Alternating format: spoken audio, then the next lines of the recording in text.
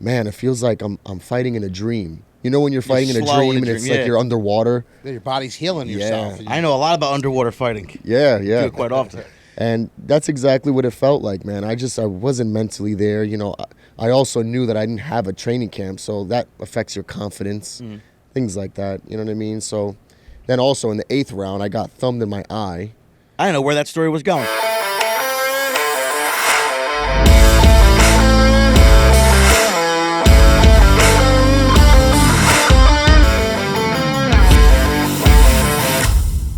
And welcome back to another edition of Dive In Deep with Dirty Water Boys. Yours truly, Dirty Water Don.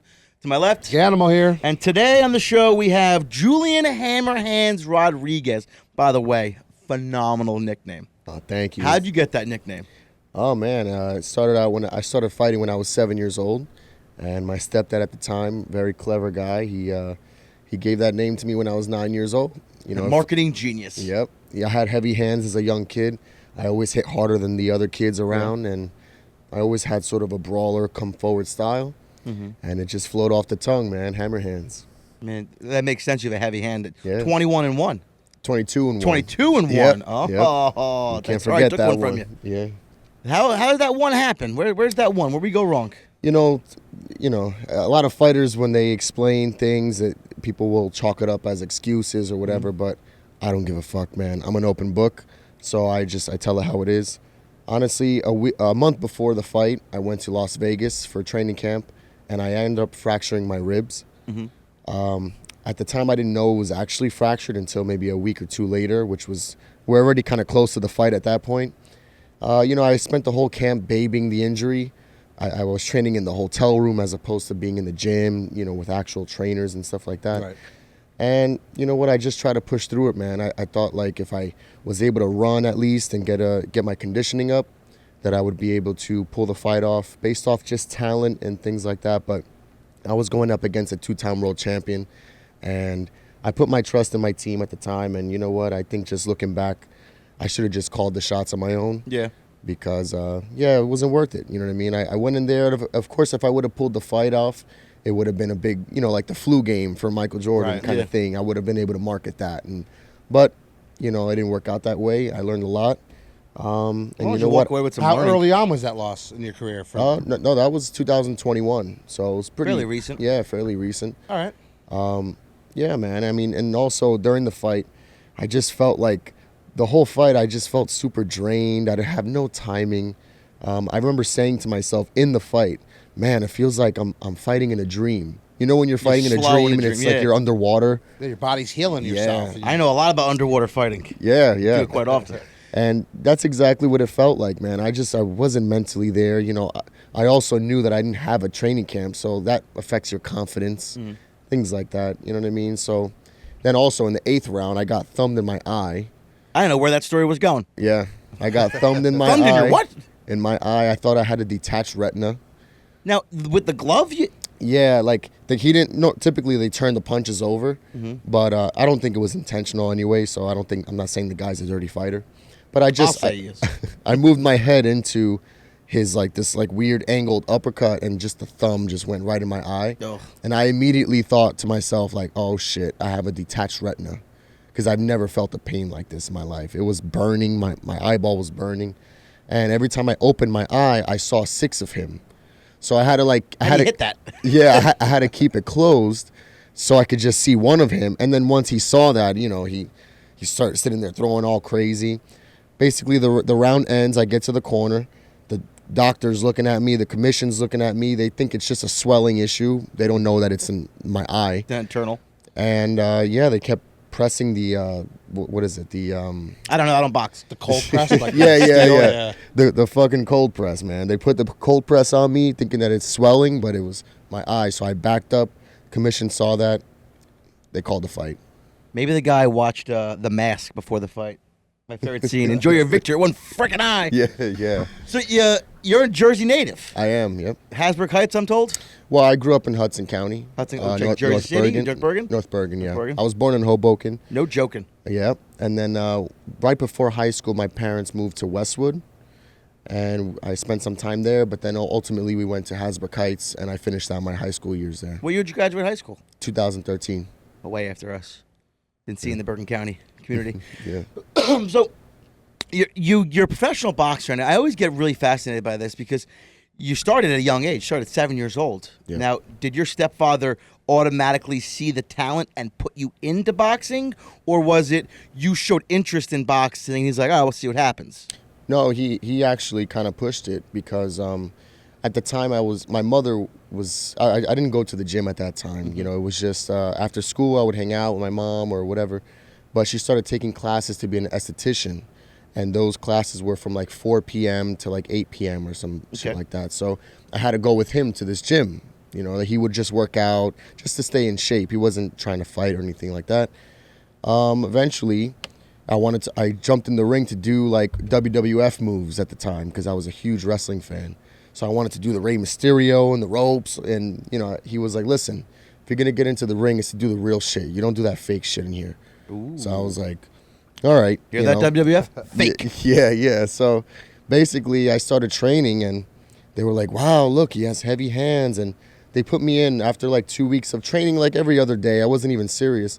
And I sparred against this guy, this kid who was like 2 years older than me, 15 pounds heavier than me. And I'm here thinking it's like a game, you know, a sport, which it is. And I'm here having fun and beating him up. And he starts crying and his lip is bloody. His dad is yelling at him. And I'm like, oh shit, like, am I in trouble? And basically after that sparring, they sat me down and they were like, listen, look what you just did. And you haven't even been in the gym. And that kid is a real fighter. You should focus up. And at the time, my stepdad stopped boxing or stopped training himself and solely focused on being my coach. And within 2 years, I was ranked number 1 in the country. Is he still your coach now? No, he's actually the number 1 boxing ring guy in the country. Oh, wow. All the big fights you see, it's his rings that he goes and physically puts up with his team. So he has no time right now for training. So every week he's in a different state, country. This guy's all over the place. That's wild to even think about that they have to have a specific person do all the rings, so it's all continuity. It's all legit. Same. Yeah. Right. And what, like you were mentioning earlier about the arenas and how the staff that it requires to run these events. Right. I've been in some of the craziest arenas, man. You know, AT&T Stadium, all these big arenas, and it is cool to see behind the scenes, and it's just a really cool thing, man. Yeah, they're doing the Jake Paul Tyson fight at AT&T. Dude, I like how he was told at 7 years old that wrestling was fake. We were also told at a young age wrestling was fake in a different manner. Our grandfather said it's fake, and we're like, how do you know? He's like, no bookie will cover that action.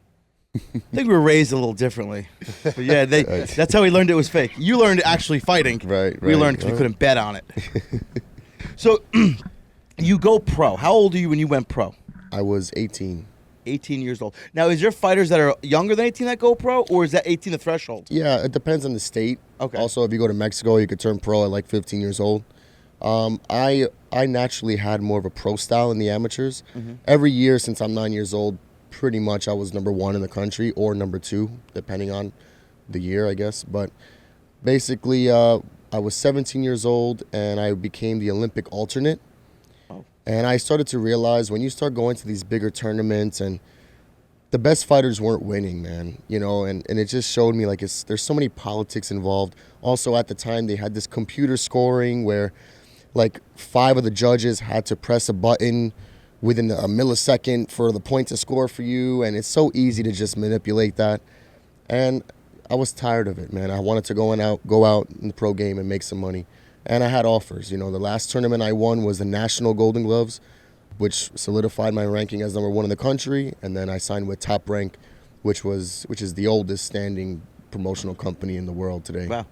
When it comes to the Olympics, do you have to, you said you're a fill-in or a rotation or standby? I was the alternate. The alternate. You know, I was essentially the number 2 guy that year. So do you have to travel with like the whole group in case they need you? Yeah, we did a whole camp together in Carson, California. It was led by Coach Manny Robles, credible guy, credible trainer. And yeah, it's basically they bring in the number 2 guy to help the number 1 guy. You know, so if something happens, number 1, you step in and you fight. Right. Do you have the opportunity to fight for the Olympics, or no? Not me. No, the guy that they sent, I don't think stylistically was the best, but you could tell me. Did you beat him? Did he win any gold or silver or bronze? No. He went over there and I don't think it was his element, to be honest.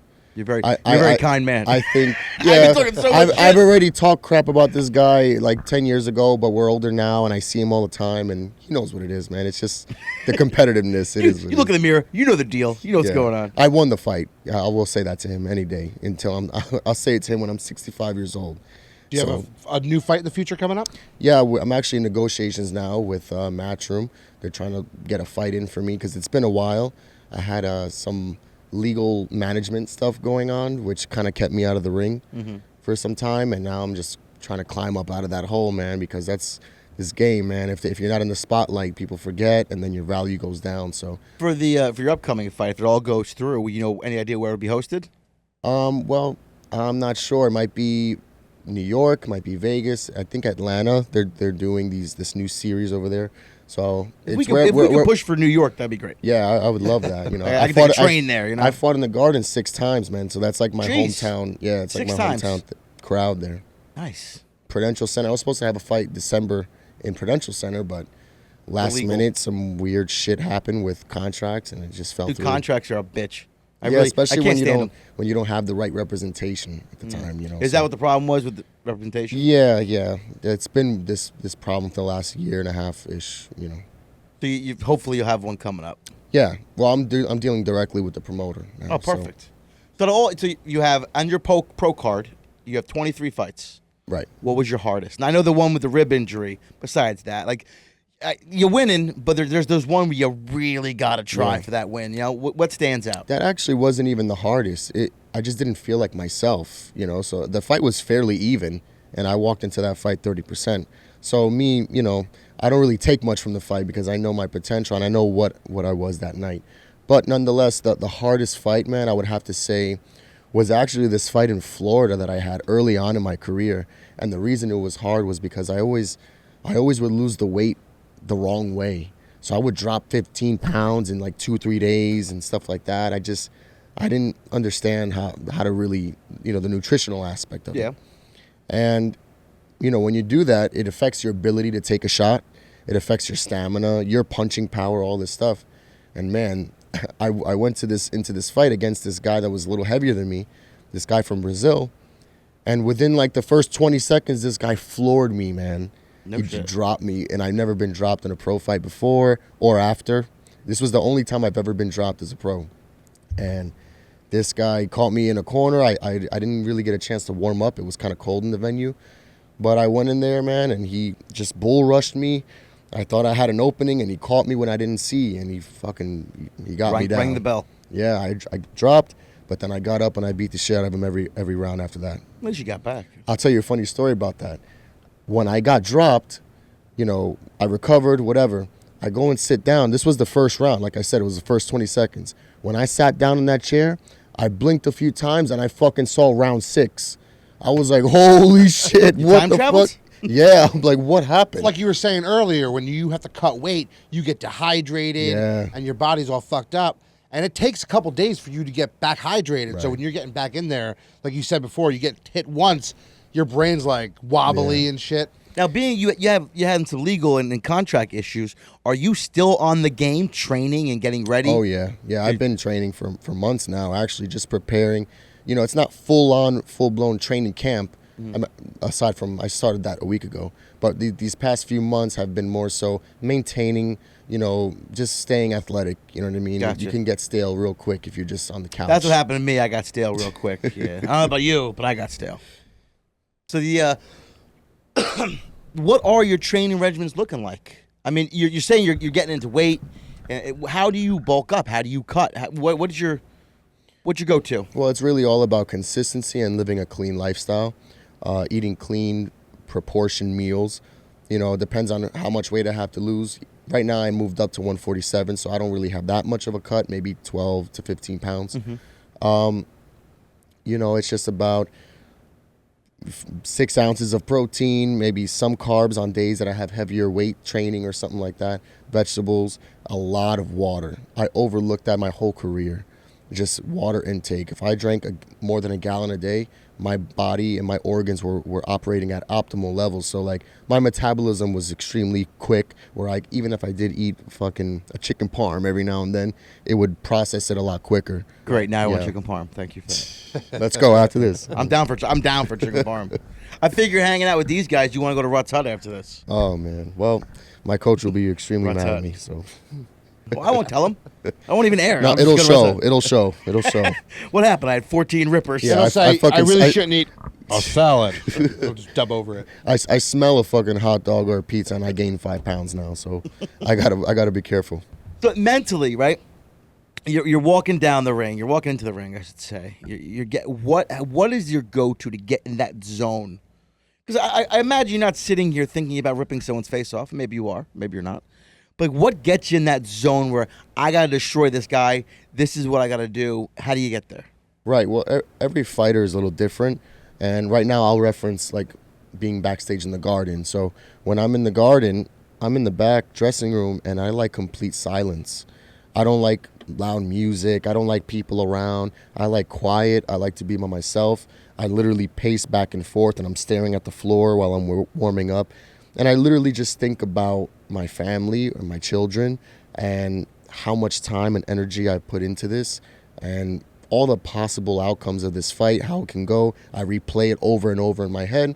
And then then it's like a movie at this point. Then you have some woman coming in with a headpiece going, okay, you have 5 minutes. You have 5 minutes. Then she comes back. Now 2 minutes. And then all of a sudden, we're ready to make that walk. And you go down this long, dark little hallway. And it's like a fucking Rocky film. There's a leak in the pipe over here. The light's flickering here. You know, you hear the footsteps walking down this hall. It's like echoes.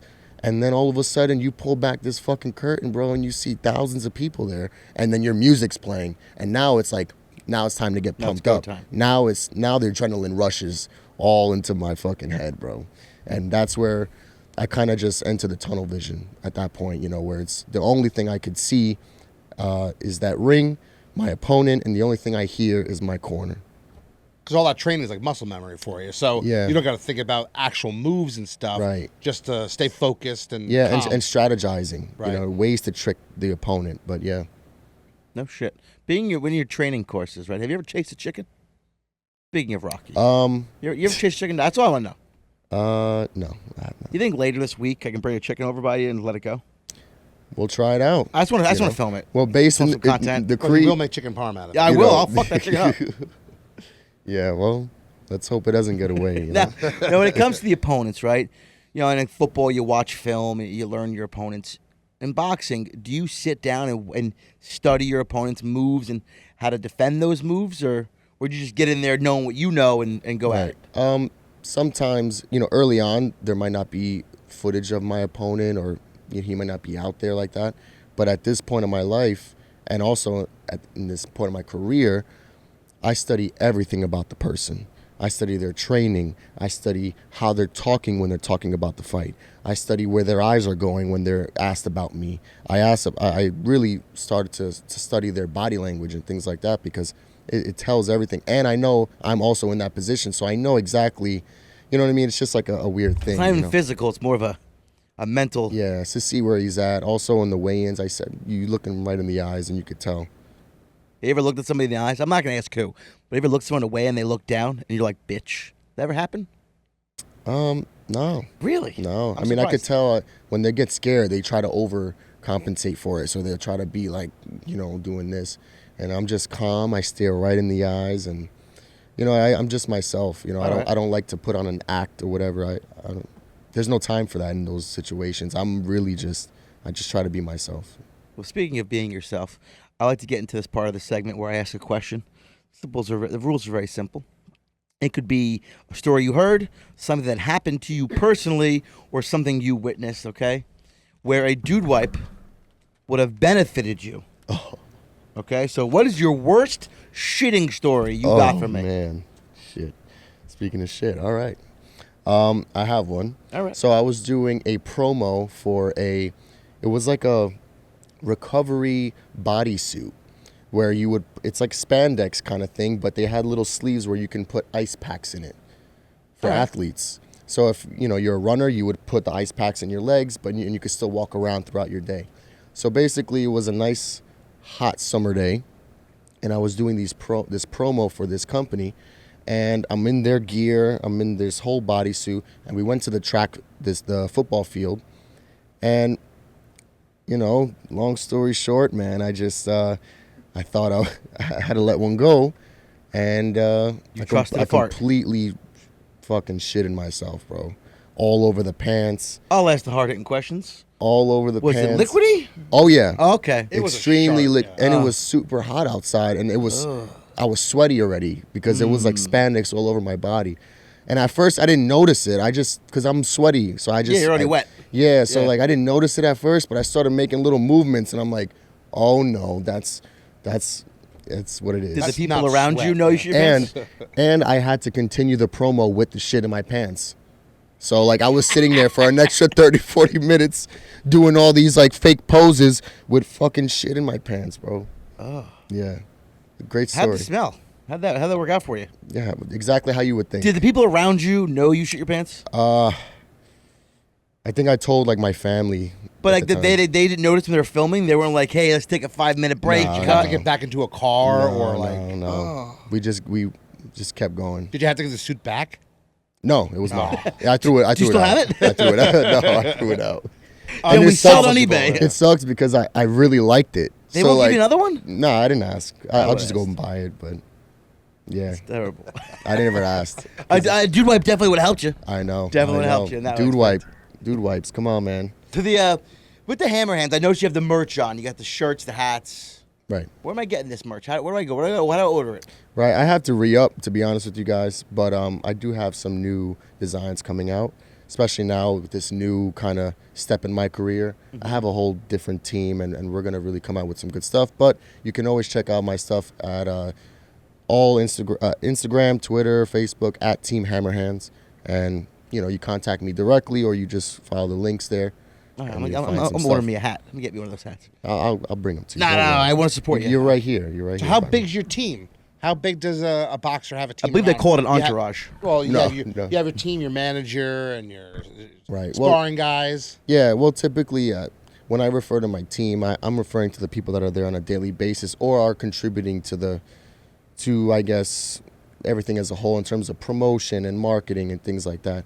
So I have a strength and conditioning coach, Mike Brown, which he's great, very hands-on, and he's been a tremendous help to my camp. I've been working with this new Russian coach. His name is Beck. I don't know how to pronounce his whole name, but his name is Beck, Coach Beck. That's it. And, Back good. Yeah, he comes from Serbia actually, and he's been around a lot of big fighters over there. And I think he was with the national team, the Russian national team, and he's also been around this guy Dmitry Bivol. Heard of him. He beat Canelo like a few fights ago. Yeah. So he's a high-ranking guy, and he knows his stuff. I also like the Russian style a lot. I have my guys Sean and Steve. They're more of my friends, but they help me with the everyday stuff. They pick me up sometimes. They take me to the track.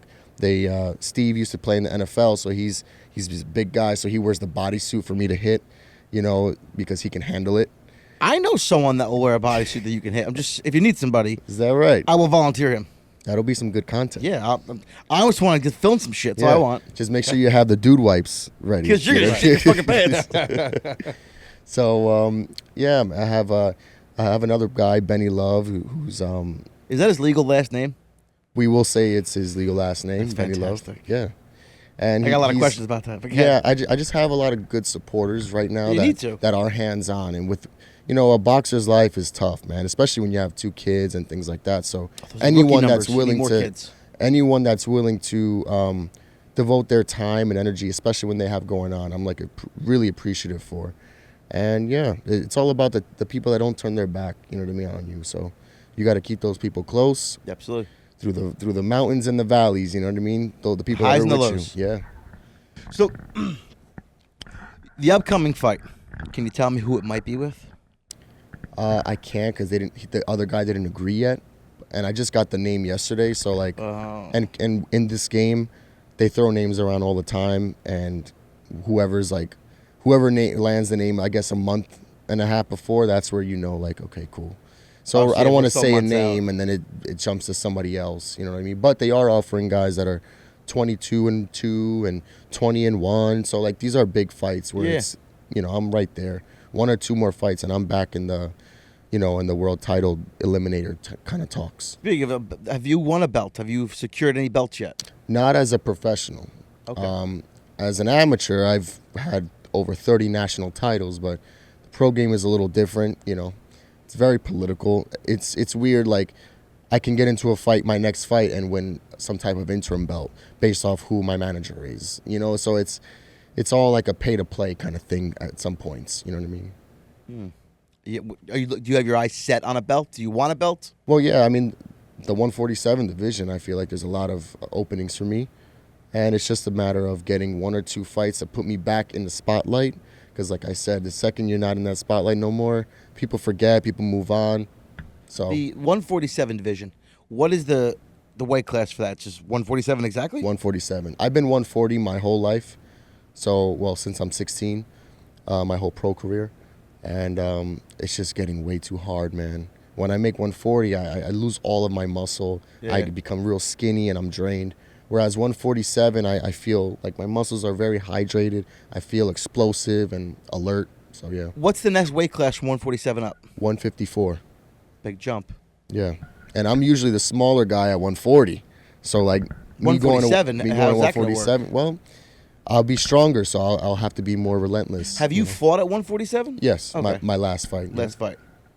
All right. So like it's every 7 pounds. So that's a lot of weight classes. Yeah, but it's a little different. So it'll be like 130, 135, 140, 147, 154, 160, 168, 175. You know, kind of. Then you get to like the heavyweights and shit like that.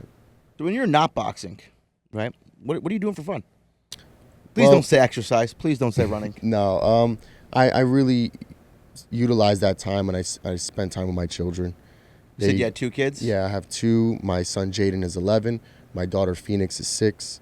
And they're my everything, man, you know. But I deal with a lot of bullshit, to be honest with you, in terms of, you know, trying to raise them in the way that I feel like is best. You know, I have a lot of people that are envious and jealous, and they always try to kick the ladder when they see me trying to climb, man. Difficult you know what I world mean? we live in. Do you are your son or daughter into boxing? Are you training them? I don't want them to get into boxing, you know, Okay. as far as like trying to pursue it. But my son definitely knows how to defend himself, Nice. for sure. How about your daughter? You got to teach her. She's a firecracker, man. I'm gonna. She has a I blade. actually have to control and mold her personality. That's how my daughter is. She's Yeah. I'll say this. I'm okay with it. My daughter's an asshole. Absolute asshole. And she's ruthless at 8 years old. Yeah. And the problem I'm having with her is her common sense is greater than like an adult's, right? So she's mouthy. I don't know. She was born knowing how to roll her eyes. Like she walked out of the womb knowing how to roll her eyes. So it's hard training her. It's hard even trying to mold her when she's like, well, I'm right. I'm like, I understand you're right, but you can't tell your teacher you're right. Like that's not how this Yeah, works. yeah. You got to be respectful. So we're working on the respectful issue. Right. And it's just very difficult. I'd Yeah. rather train a kid to box. I'm in the same boat, right there. Yep. You hit it right in the head. So being from Jersey and you're a Jersey fighter, do you get when you go out places? Do people yell, "Hammer hands"? Sometimes, you know what I mean. It could be the most random places. You know what I mean. One time, my grandparents were selling their home, and I'm in the back, like, you know, on some business call in my fucking boxers and a tank top, and they have these people coming in to look at the house, which I didn't even know they were coming, and all of a sudden they're like, "Excuse me, I don't mean to bother you, but are you Julian Hammerhands Rodriguez?" And I'm like, The full name. hold on. And I'm in like my boxers and I'm like, you know, I didn't brush my fucking teeth yet. You know, I'm like, yeah, what's up, man? And like, can we get a picture? Can we get it? So it's things like a lot of times, you know, in the area. I only get that at Home Depot. When I'm feeling really low about myself, like I need a You little, just take a ride to Home I'll go to Home Depot. I don't need anything, you know? I don't need to buy shit. I'm in the lumber aisle, like walk around like, will someone say hello to me? Making eye contact with everybody. Yeah, so the last guy that did, he called me the poopy guy, right? So I'm in the aisle, and the guy's like, you're the poopy guy. That was the last time I went there, because I just felt like shit. I was like, I feel terrible. Well, actually, on my off time, I'm really big into music production. Really? I've been doing music since I'm 12 years old because I kind of wasn't ever let out the house when I was a child. I had no childhood. So I had to figure out shit to do on my own to keep myself occupied. You want to go to Six Flags today? Like, I would die. And the for name kind of rolls over into that Hammer Hands. Yeah. that. Yeah, hey. Yeah. Well, Ones hold and on. twos. Don't assume the style of music. What style of music? Electronic music at this time. Electronic music. At this time. Perfect Hammer Hands. I started out with rock music, right? I mixed bands and things like that. Then I got into pop music. Then I got into rap, R&B. And now as a producer, you kind of have to be, very versatile with your style. At this point, I'm working with, electronic type of artists. So like Right. I'm in that mode right now. But You say electro. Is that like techno? it's like house music or Okay. stuff for festivals. Things were a lot of money in that stuff. People spend money there. Yeah. Step. Yeah. Yeah. Also, so right now the plan is basically there's a big music hub over here in Wayne. A guy, two friends of mine, Hellcat Prime owns it, and this guy Jimmy is also a big producer, Grammy nominated guys. And they basically just created a hub for a bunch of creative artists, like really cool artists, really good, females, males, guitar players, drummers, all that. Basically, it's just a hub of people trying to make songs, and then we try to get them placed where, I forgot, it's like syndicated or whatever. Right. Netflix, things like that, TV shows, movies. And right there, that's where the money's at right now, man. So Is this something you're going to pursue full time after you hang up the gloves? Is that kind of hobby? well, I plan on investing in terms of like business. I gotta think about being wealthy and generational things. That's kind of like my plan, and then I'll be able to focus on the music. The music's always there for me. I feel like it does something for me. Even if I don't get a fucking dollar from it, I'm always gonna want to do it. Nice release. Yeah. Yeah, I have a whole studio in my house and shit. I like love a that, good so- release. Yeah, man. So like it's just, Took you a second. Got a couple hits to the head there. Oh you my got it God. though. Yep. You know what I do I'm for like a this. living. Nothing, huh? Oh man. Yep. So being that you're an open book, what else do I want to ask him that he probably doesn't want to answer because Taylor ham or pork roll? Oh, Jersey boy, what is it? Taylor Ham. Fuck yeah. I like your style. Yeah. I actually got one of my old foremans. What the hell is his name? He'll come to me. Bob Sabrino. He's related to the owners of Taylor Ham Pork Roll, the Really? company. And you would think we'd eat more of it at work. No, we only had like twice. What are you gonna do? Yeah. Where's your favorite pizza spot? Ooh. Come on. Where do you go? Where is that go? You probably can't eat it that often. But when you do, You know what? Where you going? I gotta be loyal to my guys. I gotta go with Hasbrook Heights Pizza, man. Not bad. is that the one that's right off 17 there by the by Teterboro Airport? That's on the main drag in Hasbrook Heights. Yeah, right? it's like on the main thing. Yeah, they make great food and stuff. I've been too. there. It's pretty Yeah. good. That's the left-hand side if you're heading from here. If you're going into Bergen County more in Hasbrook Heights, Deeper I in. think it's on the left. Right left? Yeah. I know that place. We used to go there after school. I used to go to Teterboro School of Aeronautical Engineering. We go there at lunchtime. They do have good pizza. Yeah. There's also Sausage. Lodi Pizza. Yeah, that's Very I've never had Lodi historic. pizza. Yeah, Not very bad. historic place. Like all those places are like your quintessential North Jersey pizzas. Yeah. Like it's not like Pizza Land. It's not like Yeah, yeah. places Pizza like Land's that. delicious. Yeah, Yeah. You but ever have Pizza Land? I haven't. I've passed by it so many times. I used to live right here in North Arlington for a little You while. live in North Line? That's where we live. Ridge Road. I used to live on Ridge Road. That's where I live. On the Ridge Park in the apartment complex. yeah. Where's your apartment complex? Across the street from the high school. Yeah, Oh, yeah. The Ridge. That gray building right Yeah. there. the new one, the Yeah. Ridge, It's that. the old lumber. How long ago did you live there? That's fairly new. Yeah, That's like 8 years lived. old, 10 years old. Yeah, I lived there like about. So I moved in right when the lockdown happened for COVID. How'd that affect your career when it comes to the boxing? Oh no, it was cool because It was great. Loved yeah, it. yeah. Had a great time. Well, it didn't really affect the schedule. I was fighting, but it was in Vegas and it was in the bubble. They had a like a closed off area in the MGM Grand. And yeah, so every time we fought, we would have room to. service. Oh, I feel bad for you. Yeah, we Terrible. Oh, God, no. we couldn't leave the floor. We couldn't leave like our hotel rooms. Like it was kind of like locked. Like we were locked down over there, but that's the only way to fight. And compete. And I've had some of my biggest wins during COVID. Dude, I was picturing you in on a bubble, ESPN and fighting shit. people in a bubble. That's a whole different sports bet. I get involved in that shit. bro. Yep. It's like COVID car, loved like it. Had a car great time. jujitsu. Yeah. You see that? Yeah. Oh, the seatbelt? Wild. Yeah, I'll do it. Yeah. I want to do that.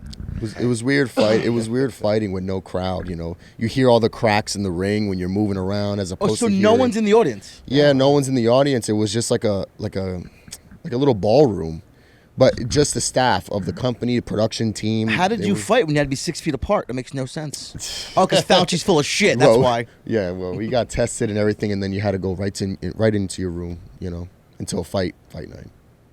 And did you have to sign like any agreement or waiver or anything saying that if you go out of the bubble, you give up all rights to everything, all your purse, you fined even? Yeah, I mean, it was just very straightforward where it's like if you leave your fucking room, you're going home. That's a vulgar contract. You're getting sent home.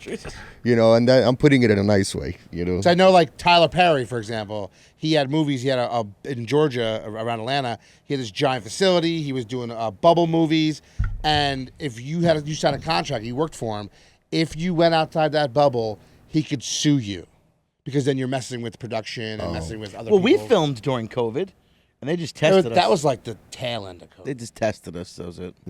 Yeah, they constantly tested us, but they didn't threaten us with any type of legal action like that. It was just like, hey, if you leave, you're not fighting. And that's, everyone. I guess it's simple enough for a fighter. Like, yeah. Well, I'm surprised that you couldn't kind of pay your way into those arenas. I mean, it was a real private venue like that during COVID. I know UFC had fights like that in their Apex in Vegas, and they would sell like one section. You could have like 3 people like separated apart. So you'd have like maybe 15 to 20 people that weren't staff and family allowed in there. So when you heckled, you really heard it. Yeah. That's crazy. Yeah, not even my family was allowed. So it was just me, my coaches, and that's it. Really? Did you get the vaccine? I had to, yeah. They made you? Yeah. Now you can't sell your semen. Great. It is what Pro it is. athlete semen is very valuable. Well, I'm gonna have like 8 kids in my life, so there you go. I have 5 now. I'm working on it. I'm trying to get there. I'm trying to create that legacy, man. That'll be the new gold rush. Unvaccinated sperm. It's an untapped market. No, seriously, there's a lot of people buying. Really? Yeah. Jesus.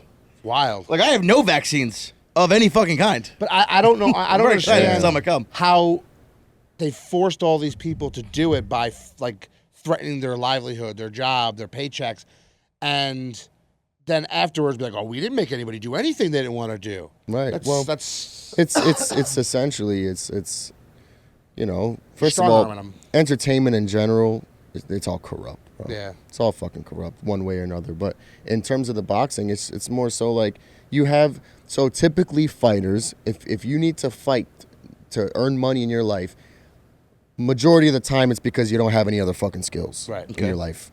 So these people really depend on that fight, that paycheck, and it's one big bag at one time where people want to get that bag, it's instead of having a salary. So they'll make the sacrifices. They'll do what they need to do. How much are some of these purses? Not to get into your financials. Right. I'm not asking you. I'm saying in general. What's an average purse? It depends. It depends on so many factors. There's a lot of variables involved. Yeah, man. I mean, at this point, my career, you're looking at the basic minimum is maybe around, if you're doing a tune-up fight, maybe 50,000.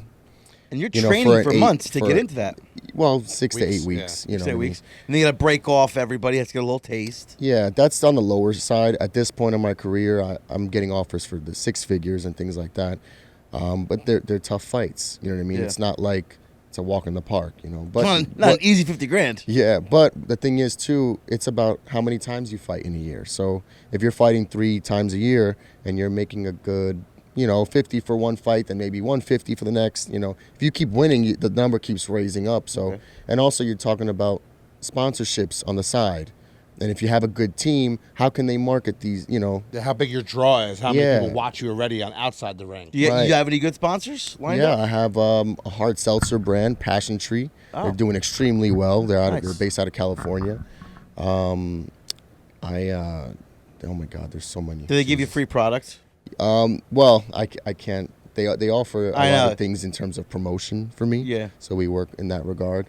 We work at a hard seltzer company, and he keeps giving us hard seltzer, and there's only so much hard seltzer you could drink. Yeah, I can't really do that, But I was sponsored by Everlast for a long time. I'm still kind of close connection with them. So like whenever I need some gear, all my fight gloves are all Everlast. I'm sponsored by Boulevard. I don't know the exact name of Boulevard Dogs. It's in Hasbrook Heights. Angela over there makes my food and stuff like that. So when it comes to your food, you meal prep and Right, meal prep's good. I also go to Vicario's, Elmwood Park. It's a very known place for bodybuilders and health people, health conscious people. I think where I come from, we call those guys hippies.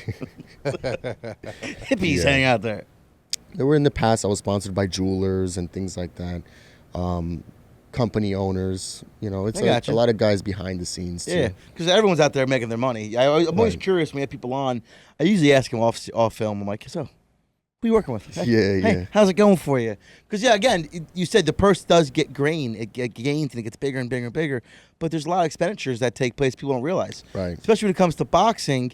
Is there something when you got higher up in the level of boxing that you were really surprised by the industry? Like one thing that stuck out, you're like, I didn't see this coming.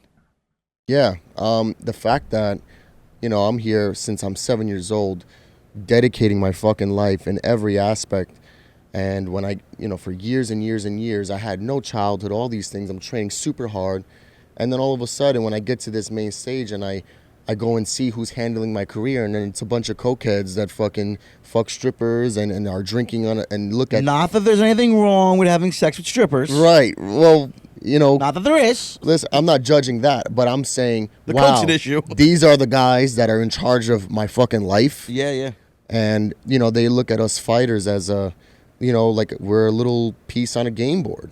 It's like, oh, we'll put this guy over here. Nah, that guy. No, we'll do this. Oh, yeah, that'll be cool. Oh, and they're on a big board, they just do all this shit. And they're like terrible people, bro. So it's like, I'm over here living a clean lifestyle or I'm trying to do something like, where it's sports and it's a good whatever image. And I look up and I see these people like that. And I'm like, this is who's in charge of my life?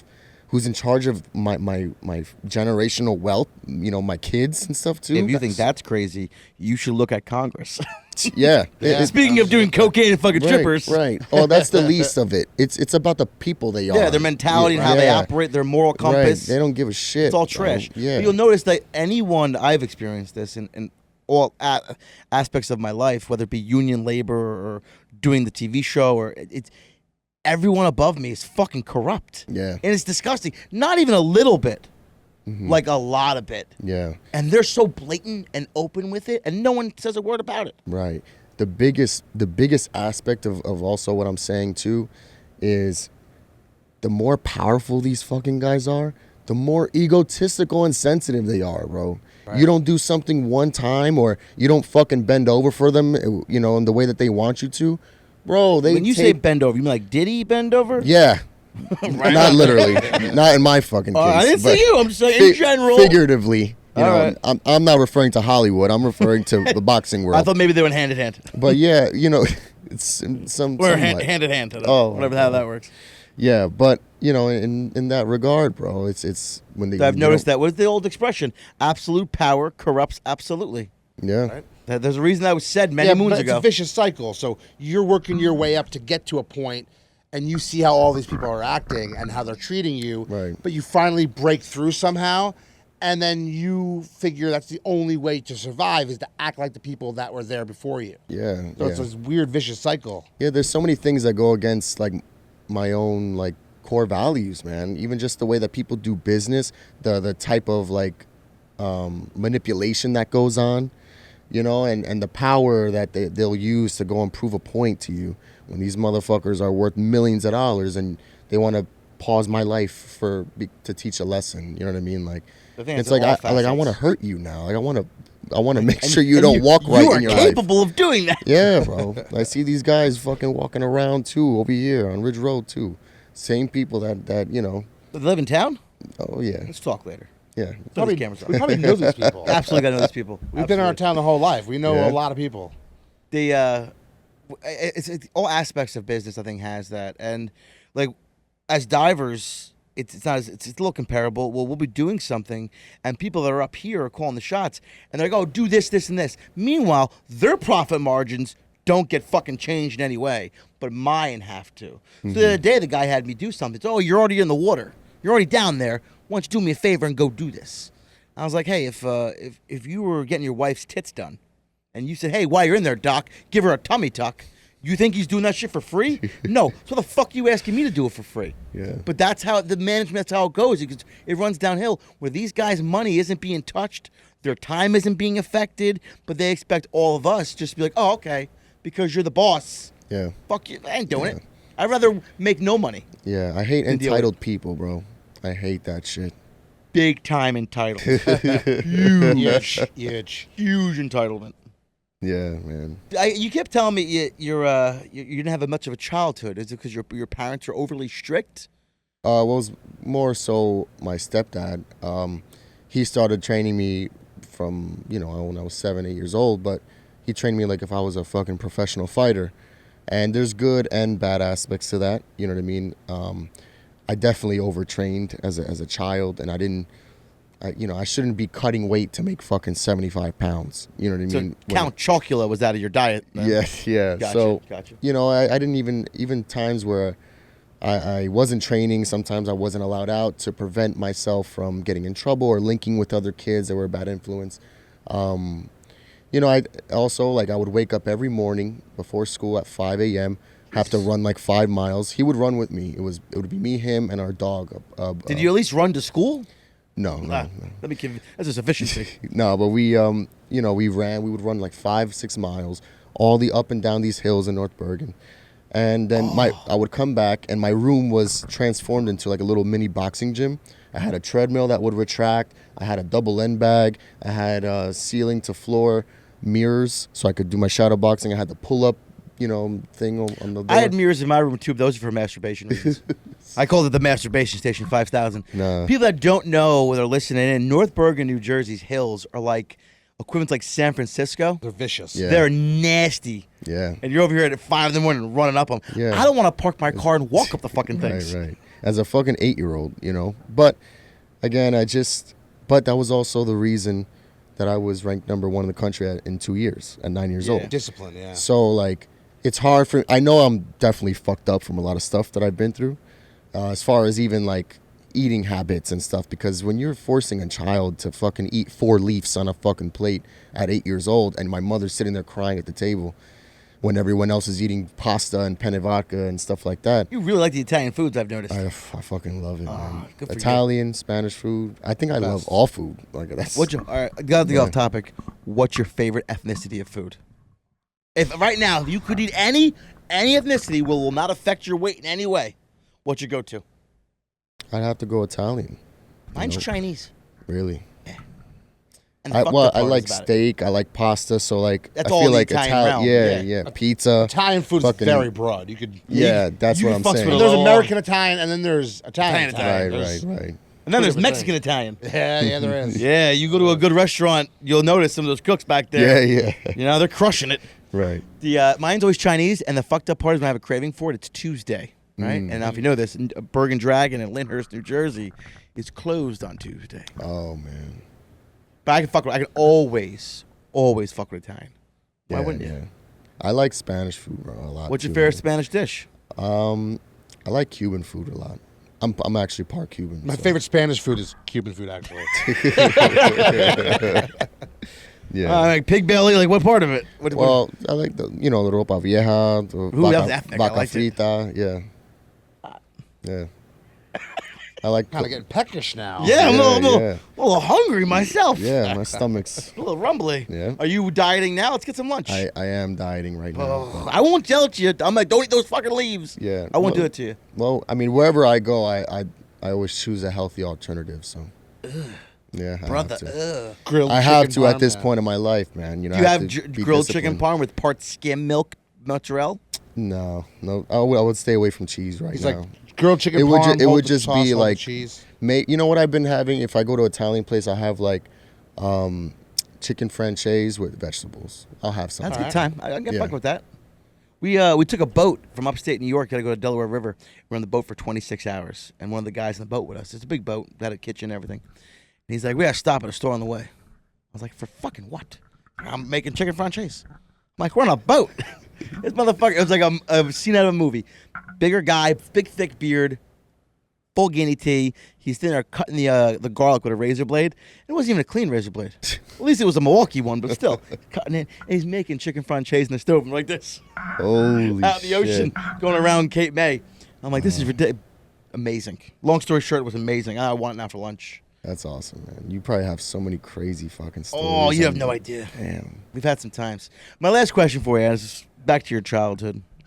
Where you are now, right, mentally, would you have given up part of that training in that childhood to experience some things? Or are you at that part in your life where no love lost because you don't know what you missed anyway, so is it a wash? Because he seemed a little angry there for a moment. Right. You know, I put John in front of you. Now he has the money and he can live Yeah. the lifestyle he wants. Well, it's not entirely. It wasn't always, terrible. The thing is, when I look back, yeah, maybe the everyday struggle was tough, but I got to do things that no other children were doing. I've been to almost every state in America. I hear that, but like, on the flip of that coin, they also did things that you didn't do. Right. So it's like, would you give up some of that, knowing what you know now? Would you give up some of those experiences? For example, all the states. Would you give that up for like a birthday party at Six Flags? No. You know what I mean? No, I wouldn't. No? Because then I have children now. I do all that stuff with my kids. You know Right what I on. mean? All right. And Respect that. I could turn the switch on in my head and be a child. You know what I mean? I'm a child sitting here right now, so it's all good. It's cool. You say all the states. Which ones are you missing? Like Idaho. No, you a hoe. Been to Hawaii? Hawaii. Yeah, I have actually. Alaska? I'm missing Yeah. Hawaii and I'm missing North Dakota. I'm Okay. sorry, both the Dakotas, North and Yeah. South, and Hawaii. That's what I'm missing. 3 I states. think I've been in passing. I've been through the Dakotas, but I haven't we did a lot of road traveling too. But a lot of times when I would travel, we didn't get to do shit. We would be in a hotel. There was no fun allowed. It was Oh, the fun police were there. well, my stepdad was like a drill sergeant. I know got what you, mean? okay. So, but it was because we were there for a purpose. So it's hard to hold resentment. I say things like that, and it may sound bad out loud, but I wouldn't be anywhere near who I am today if it wasn't for those strict, that strict structure. So, yeah, I mean, there are things that I deal with on a daily basis in terms of, my mentality or certain emotional control things like that. But I wouldn't change a thing, man. To be honest with you, maybe I wouldn't train so hard because as I started to get older, I realized my body was just breaking down little by little. For how long are you gonna ride this train? Like, is there gonna be? Do you have a time in your mind where you're like, for example, I want to retire at 40. I don't want to put a dive helmet on my head at 40 years old. I don't. Right. I want to be done with it by then. Do you have the same kind of clock going where you're like, I hit this age, I'm not doing this shit no more? Yeah, I don't really have I don't go by age, by the number. It's more so about like fulfillment. Like, okay, I need to go out there and get some more big fights. Hey, if I fall on my face, cool. Like, at least I did it, and to the point where I'm like, all right, I'm fucking done. Yeah. Or You'll know. let's go into another direction. I'm a very capable person, man. So like I have a lot of resources around me where if I want to skip out on this boxing shit, I can do very well for myself. Okay. And so I have that there. But I put myself through the struggle because I owe this to myself and I owe this to my family because we all were in this boat together growing up. So I got to fulfill this dream that we all had. And this is the closest to making millions of dollars that I'm going to probably be at for a while. Let's not sell across the music producing. I could go somewhere. Well, yeah, but that's a hobby. Boxing's my life I got career you. right now. Well, Julian Hammerhands Rodriguez, I really do appreciate you coming down today. Thank you for the stories. Thanks for everything. Thank you, buddy. Appreciate Thank it. you, man. Maybe Really- one day really- we could be on a track with you. Yeah, man. Drop some beats. I really appreciate you guys inviting me, man, and it was a pleasure being here. Great conversation. It feels like I'm hanging with the bros. So. Right on, but we get to the live. Everyone's like, "You guys are cool guys." Yeah, yeah, And it's you going in guys- my head because I'm walking around my house now, going, "Hey, I'm a cool guy." My wife What, says something to me, how do we find you? How do our fans find you? How do they look you up? Where you at? Right. Well, my phone number is My social and my pin Yeah, no, just at Team Hammerhands. at Team Hammerhands. Yeah, and just shoot me a DM or talk to me, whatever. Buy I talk- some merch. I talk whatever. to everybody. Yeah, man. All right. Check All right, me guys. out. Thanks, Check out my fights. Thanks for listening, Hammerhands. Thanks for coming down. Thanks, Thank guys. you, guys.